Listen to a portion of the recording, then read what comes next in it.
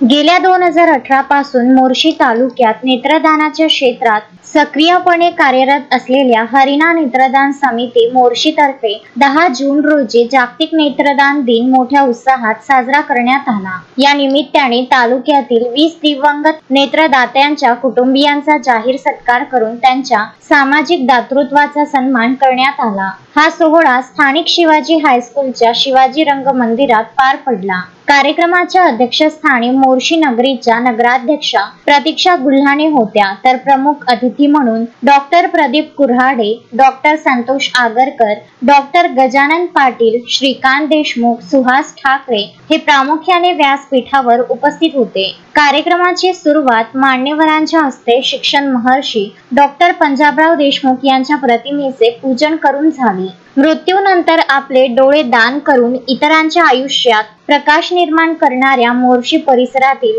20 दिवंगत नेत्रदात्यांच्या कुटुंबियांना शाल, स्मृतिचिन्ह आणि पुष्पगुच्छ देऊन भावपूर्ण सत्कार करण्यात आला। यामध्ये प्रणव अंधारे, स्वर्गीय नारायण पाटील, स्वर्गीय जगदेव पुनासे, स्वर्गीय उत्तमराव बाळापुरे, स्वर्गीय सुशीला पातुरकर, स्वर्गीय लुकराव चांडक, स्वर्गीय दीपक खटाले, स्वर्गीय पुरुषोत्तम पेठे, स्वर्गीय सच्चानंद हरवाणी, स्वर्गीय गोविंदराव पाटील, स्वर्गीय अविनाश साबळे, स्वर्गीय चंद्रेश रायचुरा, स्वर्गीय सुनील गावंडे, स्वर्गीय लीलाराम अग्नानी, स्वर्गीय चंद्रशेखर चौधरी, स्वर्गीय गीताबाई सरोदे, स्वर्गीय मनोहर गेडाम, स्वर्गीय अंजनाबाई हरवाणी आणि स्वर्गीय महिमा गट्टानी यांचा समावेश आहे।